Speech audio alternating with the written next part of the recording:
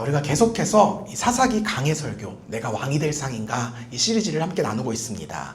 이번 시리즈를 통해서 성경이 우리에게 증거하는 바는, 도전하는 바는 굉장히 명확합니다. 누가 진정한 왕인가? 누가 진정한 왕인가? 내 삶의 주인이, 진짜 주인이 누구인지를 분명하게 알자는 것입니다. 여러분, 그분은 바로 하나님이십니다. 나를 창조하시고 지금도 내 삶을 인도하시며 또 반드시 우리를 구원해 주실 분, 오직 하나님만이 내 삶의 진정한 주인이자 왕이시라는 사실을 믿으라고 권면하는 것입니다. 바라기는 이번 시리즈 설교를 통해서 내 삶의 진정한 주인이신 하나님을 바로 알고 바로 믿고, 그래서 결단코 구원에 이르는 저와 여러분 되기를 주님의 이름으로 축복합니다. 어느덧 이 시리즈의 막바지를 향해서 달려가고 있습니다. 오늘은 공식적으로 이스라엘의 마지막 사사로 부름받았던 한 사람에 대한 이야기를 나누려고 하는데요. 제가 말씀을 시작하면서 여러분과 함께 그 넌센스 퀴즈를 좀 이렇게 몇 가지를 준비했거든요. 한번 맞춰보세요. 맞추시는 분에게 1달란트씩 드리도록 하겠습니다. 네, 뭘 드릴까 고민하다가 이게 제일 좋을 것 같아서 첫 번째 문제입니다. 성경 인물 중에 시험만 치면 모두 100점을 받는 사람은 누구일까요?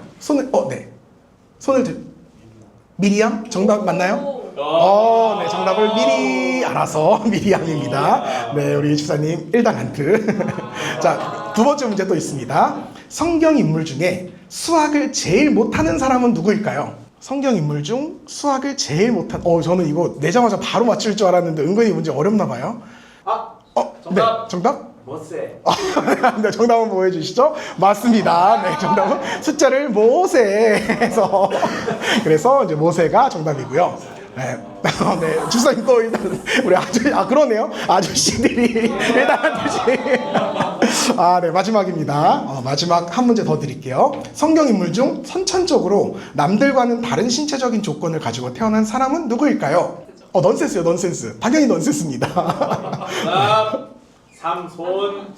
네, 정답 한번 보여주시죠. 네, 정답은 삼손. 왜냐면 손이 3개 있으니까. 우리가 이렇게 넌센스로 지금 이야기하긴 했지만요, 실제로 삼손이라고 하는 사람은 다른 사람들과는 꽤나 다른 출생의 배경을 가지고 태어난 사람이었습니다. 첫 번째 특징은요, 태어나기 이전부터, 그러니까 엄마 뱃속에 생겨나기 이전부터 이미 하나님께 택함받은 구별된 사람이었고요. 두 번째는 그래서인지 남들보다 월등히 강한 초인적인 힘을 가지고 태어났던 사람이었습니다. 마지막으로 그는 그 강한 힘으로 블레셋으로부터 이스라엘을 구원할 것이다 라고 하는 특별한 사명을 부여받고 태어난 사람이었어요. 우리가 이제껏 살펴본 사사들은 다 장성에서 부르심을 받았거든요. 근데 삼손은요, 태어나기 전부터 사사로 부르심을 받았다는 거예요. 근데 여기에는요, 한 가지 조건이 있었습니다. 그게 뭐냐 하면, 삼손이 태어날 때부터 죽을 때까지, 그러니까 일평생 나실인으로 살아가야 한다는 것이었습니다. 이 나실인이란 무엇이냐면 따로 구별된 사람이다 라는 뜻입니다. 그러니까 이스라엘에서 따로 구별된 사람이다라고 하면 레위지파, 그리고 그 중에서도 제사장들이 있었습니다. 이들은 하나님께 부름을 받은 사람들로서 엄격하게 자신의 삶을 통제하면서 그렇게 정결하게 살아가야 하는 존재였습니다. 그런데 제사장이 아니라 평범한 이스라엘 사람들 중에서도 마치 제사장들처럼 엄격하게 정결 예법을 지키며 살아가는 사람들이 있었는데, 그들이 바로 나실인이었습니다.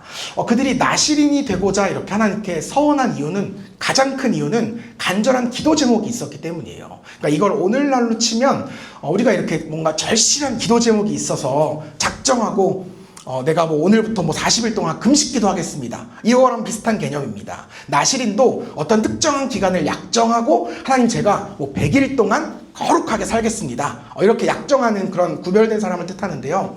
우리가 적어도 하나님 앞에 금식기도를 하는 동안에는 웬만하면 경건하게 살려고 우리가 애쓰지 않습니까?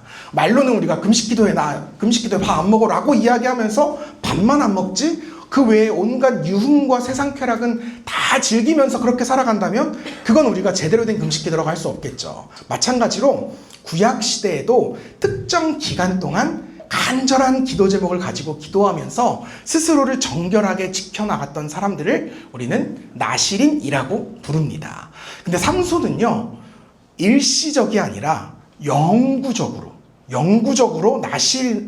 나실인으로 살아야만 하는 존재였습니다. 그것이 하나님의 명령이셨기 때문이에요. 민수기 6장을 보게 되면 이 나실인이 반드시 지켜야 할 규정에 대한 기록이 나오거든요. 첫 번째는 포도주와 독주를 먹어서는 안 됩니다. 오늘 말로는 술 절대 금지입니다. 그러니까 심지어 포도즙도 먹으면 안 된다고 해요. 포도즙은 사실 건강식품이잖아요. 근데 왜 포도즙도 못 먹게 하느냐? 포도주와 포도즙의 경계가 굉장히 애매모호할 수 있습니다. 그래서 애초에 그냥 사전 예방 차원으로 포도즙조차 입에 대지 말라고 그렇게 말씀하신 거예요. 그만큼 엄격한 규정이었습니다. 두 번째로는요, 머리를 깎아서는 안 되었어요. 그 이유는 나 스스로에게, 내 외모에 이렇게 스스로 관심을 갖지 말고 오직 하나님만 생각해라, 하나님만 집중해라 라고 하는 개념이었습니다. 여러분, 고대 사회에서는 이렇게 우리처럼 크게 멋을 낼 수 있는 방법이 다양하지 않았어요. 우리처럼 이렇게 화장을 막 하는 것도 아니었고요. 머리를 헤어스타일로 이렇게 자신을 꾸몄기 때문에 그거 하지 말라고 말씀하신 겁니다. 그리고 마지막 세 번째는요, 사람의 시체나 혹은 동물의 사체를 만지거나 그 가까이에 가서도 안 됩니다. 심지어 우리 부모님 형제가 죽었을 때도 그들의 그 시체, 주검에 가까이 가서는 안 되었어요. 그러니까 그만큼 정결함을 지켜야 한다는 존재였습니다. 이처럼 이렇게 정결함을 지키는 삶이 하나님께서 삼손에게 명하신 이스라엘의 구원자로서의 사명의 시작점이었다는 겁니다. 하지만 삼손이요, 전혀 그렇게 살아가지 못해요. 하나님께 택함받은 사사로서, 또 정결함을 지켜야 하는 나실인으로서 그 어떤 삶에도 합당치 못한 삶을 살아갑니다. 그 모습을 여실히 보여주고 있는 구절이 오늘 우리가 함께 읽은 본문 말씀이에요. 삼손은 블레셋 사람들이 사는 딥나라는 마을로 갔습니다. 그리고 그곳에서 한 여인을 보고요, 첫눈에 반해버리고 말아요. 삼손이 굉장히 유명한 금사빠였거든요. 굉장히 금방 사랑에 빠지는 사람이었어요. 보고 예쁘면 다 사랑에 빠집니다. 그런 이 삼손이 그 즉시 그녀에게 딱 반해서 그녀와의 결혼을 결심해요. 근데 여러분, 이 구절에서 우리가 한 가지 눈여겨보아야 할 중요한 표현이 하나 등장합니다. 말씀을 제가 다시 한번 읽어드릴게요. 1절에 보면 삼손이 딥나에 내려가서 거기서 블레셋 사람의 딸들 중에서 한 여자를 보고, 이렇게 기록되어 있는데요. 이 유대교 랍비들의 전통적인 성경 해석법에 따르면 성경에서 어디로 올라간다 라는 표현이 나오면 무언가 좋은 일이 있을 거라는 징조를 뜻하고요, 반대로 어디로 내려간다 라는 표현이 나오면 불길한 사건의 징조로 그렇게 해석하는 경향이 있어요. 이 말씀 역시도 삼손이 딥나로 내려갔다라고 기록되어 있어요. 그럼 지도를 좀 보여드릴게요. 사실상 지도로 보면요, 삼손이 살던 이 소라라고 하는 지역이요, 이 지역적으로는 딥나보다 더 남쪽에 있습니다. 더 남쪽에 있으니까 사실상 우리가 딥나로 올라간다 이렇게 표현해야 맞는데, 성경은 굳이 삼손이 딥나로 내려갔다라고 표현하고 있어요. 이것은 앞으로 이 삼손을 통해서 무언가 이 성경 안에서 불길한 일, 부정적인 일이 일어날 것이다 라고 하는 복선이 이제 표현이 된 거죠. 이어지는 이야기를 계속해서 보게 되면 역시나 삼손이 이 딥나에 내려가서 그곳에서 전혀 나실인답지 않은, 아니 이스라엘 백성이라면 결코 해서는 안 될 일을 저지르고 맙니다. 그것이 무엇이었느냐? 바로 블레셋 여인과의 결혼을 결심한 일이었어요. 평생을 머리도 깎지 않고 술도 마시지 않고 심지어 부정해질까봐 부모님의 시체도 만지면 안 된다고 그렇게 결단한, 서원한 나실인이요, 대놓고 하나님의 율법을 거슬러서 이방 여인과 결혼하겠다는 부정을 저지르고 있다는 거예요. 삼손이 얼마나 상남자였냐면요, 결혼을 딱 결심하고 집에 돌아와서요, 그 부모님에게 딱 선포를 합니다. 나는 이 블레셋 여인과 무조건 결혼할 거니까 어떻게 해서든지 그 집 가서 승낙 받아오세요, 허락 받아오세요, 딱 선포합니다. 그러자 그의 부모님이요, 이스라엘 율법상 이건 불가능한 결혼이야, 그럼 그의 통보를 거부합니다. 그러자 그런 자신의 아버지를 향해서 삼손이 한술 더 떠서 억지를 부리기 시작해요. 성경은 이 대화를 이렇게 증거하거든요. 한번 같이 읽어볼까요? 3절은 시작. 그의 부모가 내 형제들의 딸들 중에나 내 백성 중에 어찌 여자가 없어서 내가 할례받지 아니한 블레셋 사람에게 가서 아내를 맞으려 하느냐 하니, 삼손이 그의 아버지에게 이르되 내가 그 여자를 좋아하노니 나를 위하여 그 여자를 데려오소서 하니라. 아멘. 우리가 이 말씀을 보면서 마치 그 삼손이 드라마 속의 그 비련의 남주인공처럼 부모의 반대로 이루어지지 못하는 그런 가슴 절절한 사랑을 하고 있구나, 이렇게 해석하면 안 됩니다. 그의 멘트는요 결코 로맨틱한 멘트가 아니었어요. 도리어 얼마나 파렴치한 멘트였는지 모릅니다. 실제 이 삼손의 멘트를 히브리어 원문으로 직역해보면 이런 의미예요. 그녀가 내 눈에 옳습니다. 그녀가 내 눈에 좋아 보입니다. 여러분, 사사기의 저자가요 그 많고 많은 표현들 가운데 굳이 이런 표현을 쓴 데는 다분히 의도가 있습니다. 여러분 혹시 기억하세요? 이스라엘 백성들이 죄악을 저지를 때마다 사사기에 등장했던 한마디가 있죠. 여호와의 목전에, 곧 하나님 보시기에. 여러분, 사사기의 저자가 강조하는 믿음이 무엇이냐? 시선이라는 거예요. 시선. 믿음은 시선이라는 겁니다. 우리가 누구의 눈으로 바라보느냐에 따라서 우리의 믿음이 결정된다는 거예요. 우리가 하나님의 눈으로 우리의 삶을 바라보면 그것 자체가 이미 신앙적인 삶이라는 겁니다. 하지만 우리가 나의 눈으로 나의 삶을 바라보잖아요. 나의 눈으로 이 세상을 바라보잖아요. 그것은 이미 철저한 불신앙적인 삶이라는 겁니다. 우리가 인생의 무언가를 선택하고 또 판단하고 결정할 때 적어도 신앙적인 판단을 하기 위해서는 언제나 하나님의 눈이 기준이 되어야 합니다. 이것이 내 생각이 아니라 하나님께서 보시기에 옳은가 그른가, 여호와의 목전에 선인가 악인가, 이것이 우리의 가치 판단의 근거가 되어야 합니다. 그래야 신앙인이라고 할 수 있습니다. 그런데 지금 삼손이 뭐라고 말하고 있느냐? 그녀가 내 눈에 옳습니다. 그녀가 내 눈에 좋아 보입니다. 가치 판단의 기준이 나에게 있다는 거예요. 내가 보기에 좋은 게 좋은 인생이고 내가 보기에 옳은 게 옳은 인생이라고 주장하는 겁니다. 여러분, 다시 말씀드리지만 삼손의 정체성은 거룩한 하나님의 백성이자 정결한 나실인이었어요. 더욱이 택함받은 이스라엘의 사사였습니다. 그러니 사실상 다른 사람들이 다 그렇게 자기 마음대로, 자기 보기에 좋은 대로 살아간다 할지라도 적어도 삼손은 그런 인생을 살아가면 안 되는 사람이었습니다. 그 누구보다 신앙적으로 철저히 살아가야 할 삼손이요, 도리어 사사로서, 나실인으로서, 아니 하나님 나라의 백성으로서 전혀 불신앙적인 선택과 결정을 내리고 있다는 거예요. 그 선택의 결과가 무엇이었느냐? 바로 블레셋의 여인이었습니다. 그는 블레셋 여인에게 한눈에 반했어요.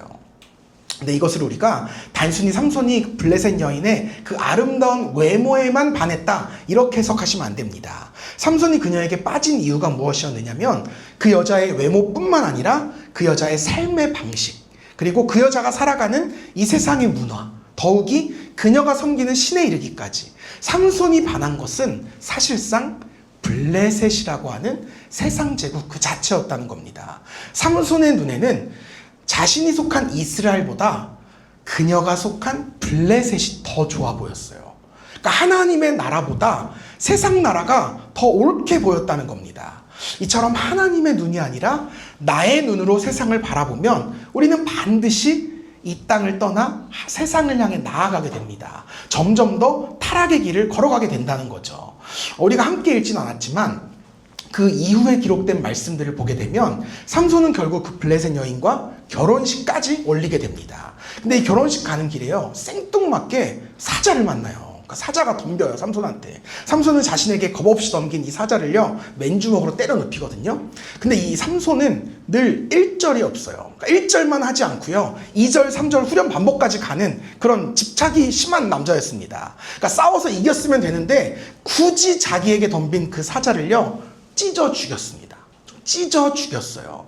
여러분, 이 이야기는 단순히 삼손의 힘이 이렇게 셌구나, 이걸 우리에게 알려주려고 기록된 말씀이 아니에요. 그는 동물의 사체를 만져서는 안 된다는 나실인의 규정을 이렇게 너무 쉽게 어기고 있었다는 겁니다. 이것은 삼손이 나실인의 규례를 얼마나 쉽게 생각했는지, 아니 애초에 자신이 나실인이라고 하는 생각은 하고 살았는지에 대한 근본적인 의심을 부르고 있는 말씀이라는 거예요. 그렇다면 여러분, 이 사사기의 저자는 왜 하필 딱 이 시점에 딥나로 내려가는 이 시점에 굳이 생뚱맞게 이 사자와의 전투씬을 삽입해 놓은 것일까요? 이건 제 해석이에요. 어쩌면 사사기의 저자는 이 사자와의 싸움을 통해서 현재 그의 마음 상태를 우리에게 고스란히 보여주고 있는 것은 아닌가.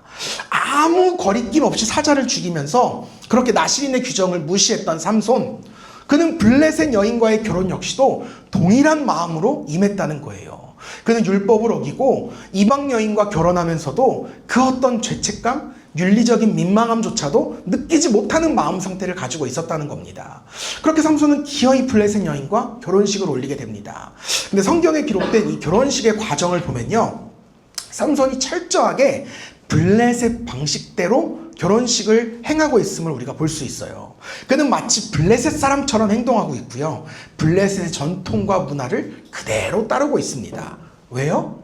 삼손의 눈에는 블레셋의 모든 것이 좋아 보였기 때문이에요. 그들처럼 살고 싶었기 때문에 그들의 문화를 따라서 그대로 살고 있었다는 거죠. 사사기의 저자는 이러한 삼손의 삶을 통해서 믿음과 삶이 일치하지 않는 반쪽짜리 신앙인의 모습을 우리에게 보여주고 있어요. 여러분, 삼손은 더 이상 신앙인이 아니었습니다. 도리어 세상에 속한 세상의 사람이었어요. 성경은 삼손의 삶을 통해서 말로는 하나님의 백성이라고 이야기하지만 실제 삶은 전혀 그렇지 못했던 이스라엘의 타락한 사회상을 우리에게 고스란히 전하고 있는 겁니다. 나아가 성경은 오늘을 살아가는 우리들에게도 동일한 경각심을 건네고 있어요. 이 삼손의 모습을 모델 삼아서, 반면교사 삼아서 우리의 믿음과 삶을 정직하게 점검해 보라는 겁니다. 사랑하는 성도 여러분, 혹 우리의 믿음과 삶은 어떤지 모르겠어요.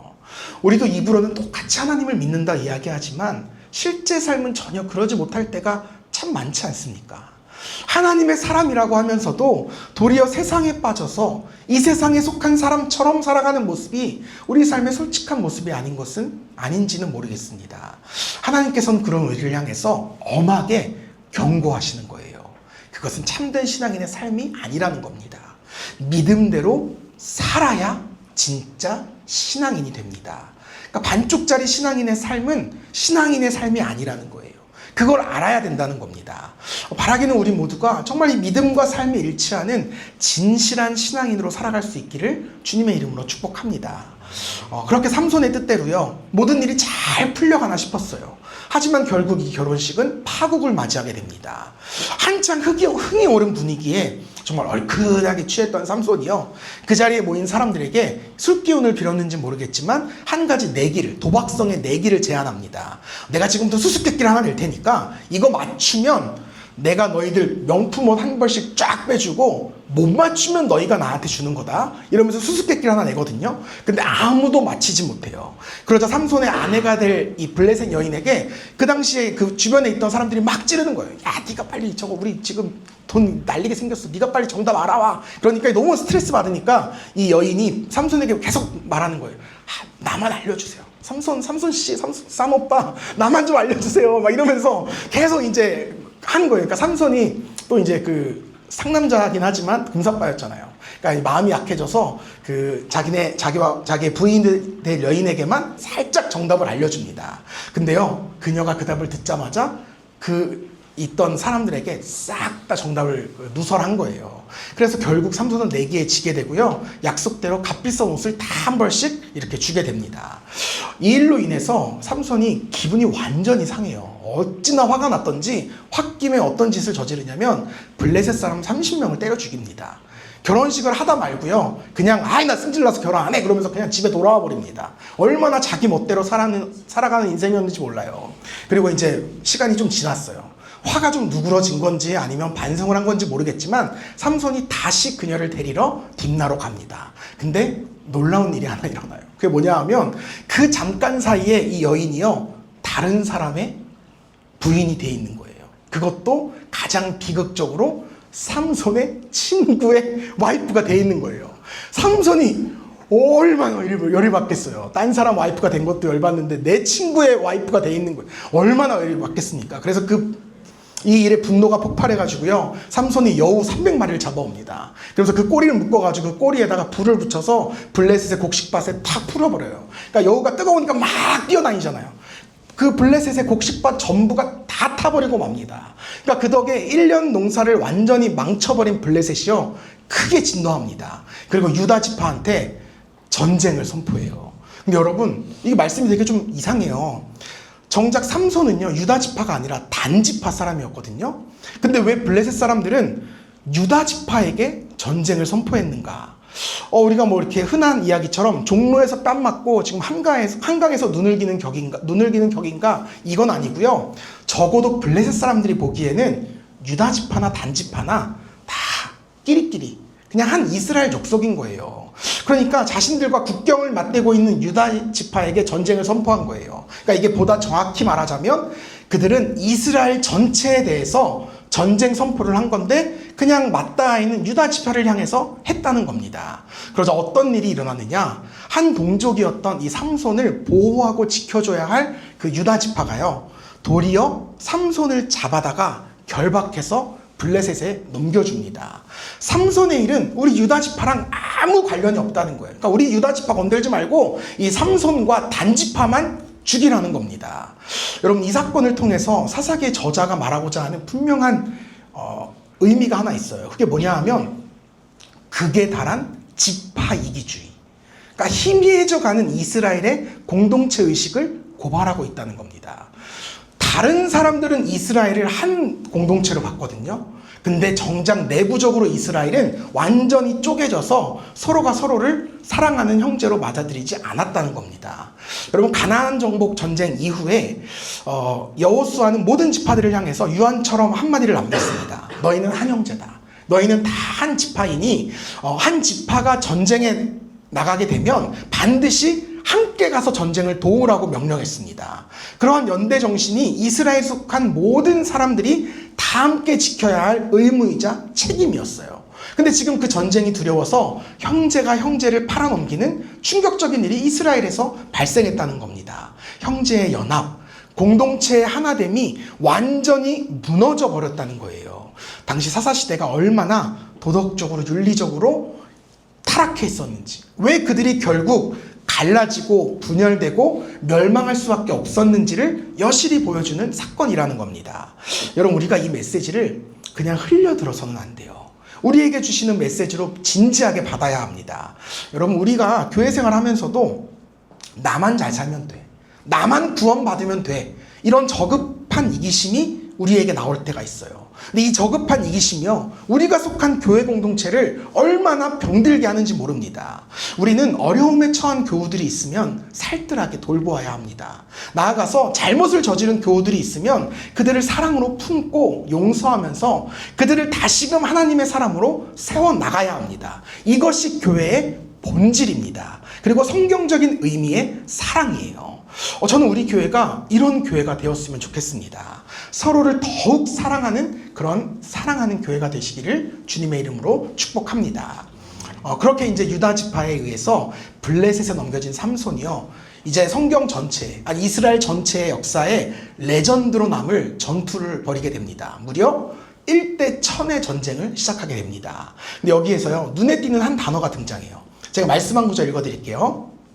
삼손이 나귀의 새 턱뼈를 보고 손을 내밀어 집어들고 그곳으로 1000명을 죽이고, 삼손이요, 이 전투를 하기 전에 마침 그곳에 있던 나귀 턱뼈를 무기 삼아서 블레셋 사람 1000명을 때려잡습니다.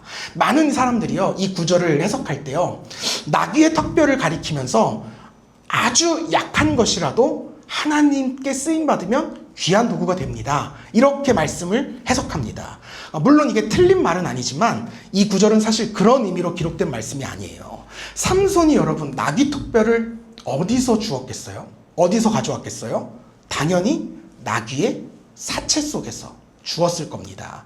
곧 그가 나귀의 턱뼈를 집었다라고 하는 말에는요, 하나님께 쓰임받는 그 순간마저도 동물의 사체를 만지지 말라고 말씀하셨던 그 나실인의 규정을 위반하는 삶을 살았다, 이것을 우리에게 고발하고 있는 거예요. 사사기의 저자가 이 말씀을 통해 우리에게 전하고자 하는 메시지가 있습니다. 결과가 전부가 아니라는 거예요. 승리를 위해서, 성공을 위해서 하나님의 법마저 무시한 채 오직 결과만을 쫓아 살아가는 그 삼손의 모습을 하나님은 결코 기뻐하지 않으셨다는 겁니다. 더욱이 그 승리에 취해서 스스로를 찬양하고 있는 삼손의 모습에 하나님은 두 눈을 찔끔 감으셔야만 했습니다. 근데 여러분, 우리가 이 삼손의 모습을 가만히 보잖아요. 꼭 우리의 모습과 다를 바가 없어요. 우리가 하나님의 일을 한다고 하면서도요, 우리는 여전히 하나님의 방법이 아니라 세상의 방법을 통해 하나님의 일을 하고자 하는 그런 무지가 우리에게 있습니다. 이 무지한 모습을, 삼손의 모습을 통해서 우리에게 경고하시는 거예요. 백주년 기념교회를 담임하셨던 이재철 목사님의 책 중에 이런 내용의 글을 제가 읽었던 기억이 있어요. 이걸 어떤 책인지 찾으려고 엄청 찾아봤는데 못 찾아가지고 이 책의 제목은 제가 나중에 알려드릴게요.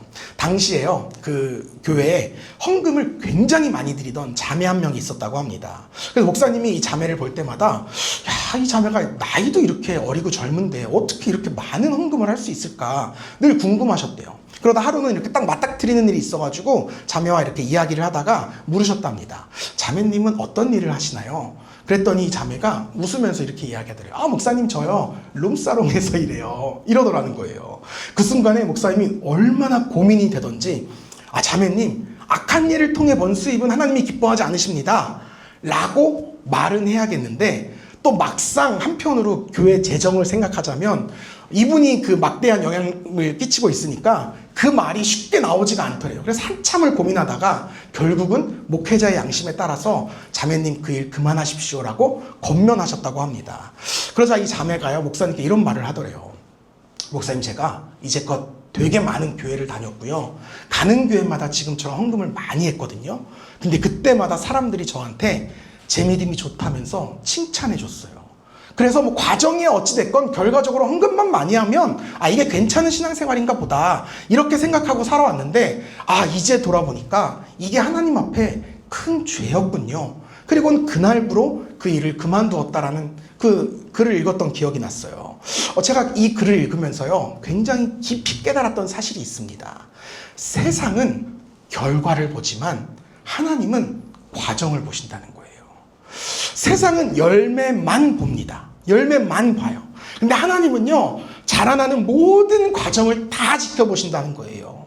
여러분, 결과만 놓고 보았을 때 나귀 턱뼈로 블레셋 1000명을 죽인 삼손은요, 이스라엘의 위대한 구원자였어요. 하지만 하나님의 눈에는 전혀 그렇지 않았다는 겁니다. 하나님께 중요한 것은 결과가 아니라 그 과정이셨어요. 결과가 아니라 그 과정이었습니다. 하나님의 사람이 하나님의 방법으로 세상에서 승리하는 것이 하나님께는 가장 중요한 일이었다는 거예요. 그러한 관점에서 삼손은 하나님 앞에 완전히 실패했던 사사였습니다. 나아가 성경은요, 삼손의 또 한 가지 모습을 통해서 우리들의 신앙생활에 경각심을 더하고 있어요. 우리 이 말씀 한 구절 좀 같이 읽어볼게요. 시작. 삼손이 목이 말라 여호와께 부르짖으되 주께서 주의 손을 통하여 큰 구원을 주셨사오나 내가 이제 목말라 죽어서 할례받지 못한 자들의 손에 떨어지겠나이다 하니. 아멘. 이 블레셋과의 모든 전투 과정을 통틀어서 삼손이 유일하게 하나님을 찾았던 순간이 있습니다. 그게 바로 전쟁이 다 끝난 직후에요. 너무 목이 말라서 하나님, 저 물 좀 주세요 라고 부르짖었던 순간이에요. 사사기의 저자는 이 장면을 통해서 하나님의 말씀과는 전혀 상관없이 그냥 내 멋대로, 내 보기에 좋은 대로 살아가다가 정작 나에게 필요한 게 생길 때만, 내 욕구를 채워야 할 때만 하나님을 찾았던 그 삼손의 불신앙적인 삶의 모습을 우리에게 보여주고 있는 것입니다. 그리고 우리에게 동일하게 묻고 계신 거예요. 불과 삼손뿐이겠느냐? 불과 삼손뿐이겠느냐? 오늘을 살아가는 우리 역시도 똑같다는 것입니다. 하나님의 말씀은 다 잊어버리고 세상 속에서 그저 내 눈에 보기 좋은 대로, 내 마음대로 그렇게 살아가다가 무언가 필요한 게 생기면, 부탁할 일이 생기면 그제야 하나님을 찾기 시작하는 우리의 모습 또한 함께 고발하고 있는 것입니다. 이 시간 우리가 우리의 삶을 정직하게 돌아보셔야 합니다. 혹여나 우리의 삶이 삼손과는 같지 않은가? 그저 내가 원하고 바라는 일이 있을 때만 하나님을 찾고 구하고 있는 것은 아닌가? 혹자는 이야기해요. 그래도 내가 다른 데 가서 이걸 구하는 게 아니라 하나님께 기도하면서 구하는 것 정도면 그래도 나 정도면 제법 괜찮은 신앙인 아닌가요? 아니요, 여러분. 착각하시면 안 돼요. 이건 신앙생활이 아닙니다. 하나님을 찾는다고 다 믿음이 아니에요.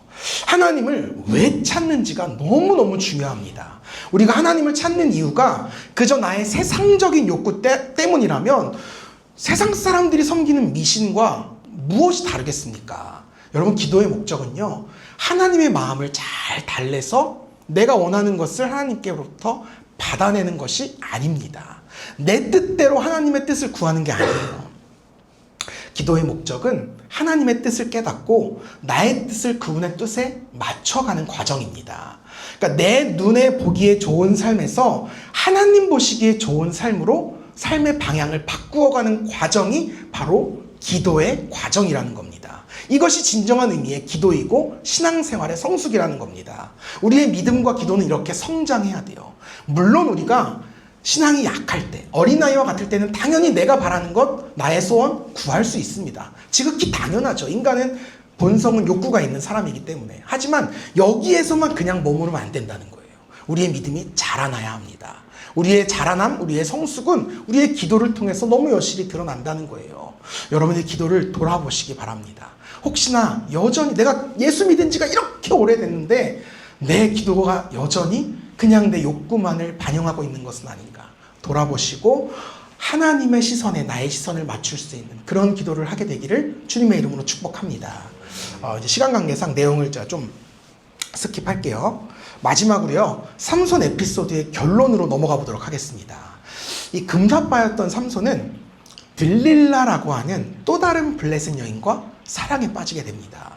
몇 장 되지도 않는 분량인데 사랑에 지금 몇 번 빠지는지 몰라요. 그렇죠? 그녀에게 흠뻑 빠진 삼손이요, 자신의 힘의 원천이 무엇인지를 묻는 그녀에게 내 힘이 어디서 나오는지를 고스란히 자백합니다. 이렇게 누설하게 됩니다. 이 말씀을 제가 읽어드릴게요. 삼손이 진심을 드러내어 그에게 이르되 내 머리 위에는 삭도를 대지 아니하였나니 이는 내가 모태에서부터 하나님의 나실인이 되었습니다. 만일 내 머리가 밀리면 내 힘이 내게서 떠나고 나는 약해져서 다른 사람과 같으리라 하니라. 아멘. 여러분, 이 말씀을 잘 집중하셔야 돼요. 오늘 말씀의 하이라이트, 제일 중요한 부분입니다.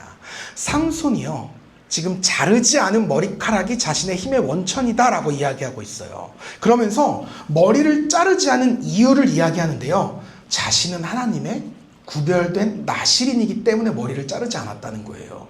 여러분, 삼손의 이런 말이 너무 우습지 않습니까? 이제껏 살아오면서 나실인으로서의 그 어떤 율법도 제대로 지켜본 적 없는 사람이 나실인이기 때문에 내가 이제껏 한 번도 머리를 자른 적이 없고 내 힘의 원천은 나의 순종의 상징인 이 머리카락 안에 담겨 있다고 이야기하고 있는 거예요. 그렇다면 여러분, 삼손은 왜 굳이 자신의 힘의 원천에 대해 설명하면서 내가 나실인이고 이제껏 한 번도 머리를 자른 적이 없다, 이거를 변명하듯이 이렇게 막 의연하게 이야기하고 있는 것일까요? 제가 오랜 시간 이 말씀을 묵상하면서 찾아낸 해답은 이래요. 해답이라기보단 제 해석은 이래요. 아무리 개차반 같은 믿음을 가지고 있었던 삼손이었지만 아마도 그 스스로도 이 힘은 하나님께서 나에게 주신 특별한 은사다, 그리고 하나님께서 내게 이 특별한 힘을 주신 이유는 내가 나실인이기 때문이다 라는 믿음이 그에게 있었던 것은 아닐까요? 그런데 이제껏 자신의 인생을 돌아보니까요, 자신이 나실인으로서의 율법을 하나도 지킨 게 없어요. 근데 딱 한 가지, 그래도 내가 딱 한 가지 지킨 게 있다면 내 머리카락 자르지 않은 거, 이거 하나만큼은 내가 그래도 잘 지키며 살아온 거예요. 이 머리카락이 나실인으로서의 그의 마지막 정체성이었습니다. 아마도 그는 내가 그나마 이 머리카락이라도 잘 기르고 있어서 이거 하나라도 하나님의 율법을 잘 지켰기 때문에 하나님이 나를 나실인으로 인정해 주시는구나. 그래서 그는 이 머리카락 안에 나의 힘의 비결이 담겨 있다고 그렇게 믿었던 것 같아요. 하지만 사사기의 저자는 삼손의 힘이 사라진 이유를 굉장히 분명하게 밝히고 있어요. 말씀을 읽어드릴게요.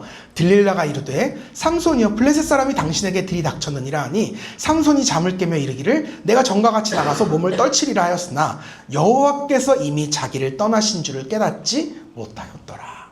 아멘. 삼손의 힘이 사라진 이유는 그의 머리카락이 잘렸기 때문이 아니었습니다. 그와 함께 하시던 하나님께서 그를 떠나셨기 때문이었어요. 만약 그의 힘의 원천이 정말 머리카락이었더라면 이후에 그의 머리가 다시 자랐을 때 그의 힘이 되돌아왔어야 맞습니다. 하지만 성경이 분명하게 증거해요. 22절에 그의 머리털이 밀린 후에 다시 자라기 시작하니라. 굳이 이 말씀을 기록하고 있어요. 성경은 그의 머리털이 자랐다고 이야기합니다. 하지만 그럼에도 그의 힘이 되돌아왔다는 구절은 기록은 어디에도 등장하지 않아요. 이것은 이 머리카락이 그의 힘의 원천이 아니었다는 사실을 분명하게 증거해 주는 것입니다. 여러분, 그의 힘의 원천은 오직 하나님이었어요. 하나님이 그와 함께 하셨기 때문에 그에게 하나님의 능력이 나타날 수 있었던 겁니다. 사랑하는 여러분, 이 말씀이 우리에게 굉장히 중요한 메시지를 줍니다. 우리가 신앙생활을 하면서요, 내가 이렇게 신앙생활하면 하나님이 나를 구원해 주실 거야. 곧 구원에 이르기 위해서 내 스스로 정해놓는 종교적인 규정들, 율법들이 우리에게 다 존재합니다. 누군가에겐 그것이 주일 성수가 될 수도 있고요. 혹은 뭐 헌금이나 교회 봉사, 선교 구제, 뭐 전도, 경건 생활이 될 수도 있습니다. 내가 이것들을 행함으로 인해서 나는 구원받을 거야. 하나님 나를 기뻐하실 거야. 우리 이렇게 생각하는 것들이 다 있어요. 하지만 여러분, 사사기의 저자가 우리에게 분명하게 증거하는 겁니다. 삼손이 그의 머리카락을 자르지 않았기 때문에, 그 율법을 지켰기 때문에 그에게 강한 힘이 나올 수 있었던 것이 아닙니다. 그의 능력은 하나님이 함께 하셨기 때문이에요. 그 외에 다른 이유가 없습니다. 마찬가지로 우리가 하나님께 구원을 받는 것은 우리의 그 어떤 종교적인 노력을 행해서가 아니라는 거예요. 우리가 예배에 빠지지 않아서 구원받는 것도 아니고요. 헌금을 많이 해서 구원받는 것도 아니고요. 봉사와 선교와 구제를 많이 해서 구원받는 것도 아닙니다. 성경을 많이 읽고 기도를 많이 한다고 해서 우리가 구원받는 것도 아니에요. 우리가 구원에 이르는 이유는 오직 하나, 날 위해 십자가에서 죽으신 예수님 때문입니다. 나의 죄를 대신 지고 나 때문에 죽으신 예수님께서 다시 부활하셔서 지금 나와 함께 계시기 때문에, 그래서 내가 지금 구원을 받은 겁니다. 나와 함께 하시는 예수님의 은혜로 구원을 받았다는 거예요. 우리의 구원의 원천은 절대 나의 종교적인 노력과 성취가 아닙니다. 예수님이 나와 함께 하시기 때문이에요. 이것이 우리가 일평생 기억하고 고백해야 할 우리 믿음의 고백입니다. 바라기는 이러한 믿음의 고백이 우리에게 늘 함께 하기를 주님의 이름으로 축복합니다. 이제 말씀을 맺으면서요, 사사기의 저자는 삼손 이야기에 대미를 장식하면서 블레셋 사람들이 힘이 빠진 그를 붙잡아 그의 눈을 빼냈다 라고 증거하고 있어요. 여러분, 이 말씀에는 영적으로 대단히 중요한 의미가 담겨 있습니다. 하나님의 눈이 아니라 자신의 눈으로 세상을 바라보면서 그저 자기 눈에 보기 좋은 대로 살아갔던 삼손, 결국 하나님께서는 그의 눈을 가려버리셨습니다. 눈이 뽑힌 삼손이요, 그제야 나의 눈이 아니라 하나님의 눈으로 내 삶을 돌아보게 돼요. 하나님의 눈으로 내 삶을 돌아보니까 그간 내가 얼마나 이 큰 죄악 속에 살아왔는가, 이걸 깨닫게 된 거예요. 그렇게 삼손은 처음으로 하나님 앞에 자신의 지난 날들에 대한 회개, 그리고 자신이 저질렀던 끔찍한 죄악들에 대한 회개를 시작합니다. 성경은 이렇게 고백해요. 삼손이 여호와께 부르짖어 이르되 주 여호와여 구하옵나니 나를 생각하옵소서. 하나님이여 구하옵나니 이번만 나를 강하게 하사 나의 두 눈을 뺀 블레셋 사람에게 원수를 단번에 갚게 하옵소서 하고, 그가 처음으로 하나님 앞에 어떤 기도를 올리느냐, 나를 위해서가 아니라 하나님의 사명을 위해 부르짖습니다. 하나님의 뜻을 이루기 위해서 자신의 힘과 은사를 쓸 것을 결단하고 간구합니다. 그렇게 그는 처음이자 마지막으로 이스라엘의 사사로서의 사명을 온전히 감당하게 돼요. 성경은 이렇게 고백합니다. 삼손이 이르되 블레셋 사람과 함께 죽기를 원하노라 하고 힘을 다하여 몸을 굽히매 그 집이 곧 무너져 그 안에 있는 모든 방백들과 온 백성에게 덮이니 삼손이 죽을 때에 죽인 자가 살았을 때에 죽인 자보다 더욱 많았더라. 아멘. 처음부터 끝까지 새드 스토리의 온상이었던 이 삼손의 에피소드는 결국은 해피엔딩으로 끝을 맺습니다. 비록 그는 죽었어요. 비록 그는 죽었지만 이스라엘의 사사로서 나라와 민족을 구원하는 사명을 감당합니다. 성경은 그런 그의 인생을 결국 어떻게 기록하느냐? 믿음의 선진들의 반열에 올려놓게 됩니다. 히브리서 11장 32절. 내가 무슨 말을 더하리요? 기드온, 바락, 삼손, 입다, 다윗 및 사무엘과 선지자들의 일을 말하려면 내게 시간이 부족하리로다. 그는 무려 다윗과 어깨를 나란히 하는 하나님의 사람으로서 우리에게 믿음장이라고 일컬어지는 히브리서 11장에 그 이름을 남기게 됩니다. 회개하는 자에게 다시금 온전히 살아갈 기회를 주시는 하나님의 크신 은혜를 증거해주는 대목입니다. 사랑하는 성도 여러분, 삼손의 이야기를 통해서 우리는 아주 중요한 메시지를, 도전을 받습니다. 비록 이제껏 살아왔던 우리의 인생이 그저 내 눈에 좋아 보이는 그런 인생이라 할지라도, 늘 하나님을 떠나서 하나님을 실망시키는 삶만 내가 살아왔다 할지라도, 그럼에도 불구하고 하나님 앞에 회개하고 돌이키면 하나님은 다시 구원해 주신다는 사실, 나아가서 다시금 그분의 선한 도구로 사용해 주신다는 사실, 우리가 이것을 믿고 의지해야 합니다.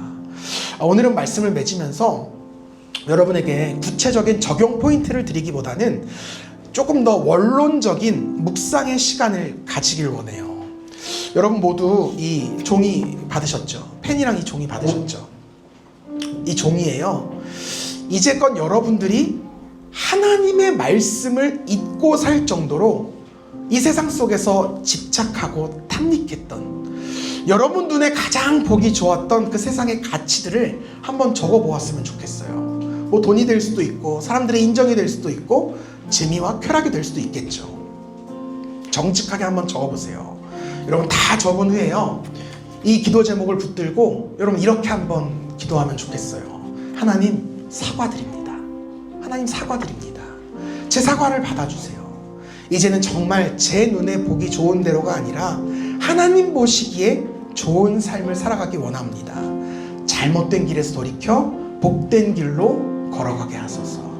우리 시간 한 5분 정도 시간을 드릴 테니까 한번 깊이 묵상하고 회개하는 시간을 갖도록 하겠습니다.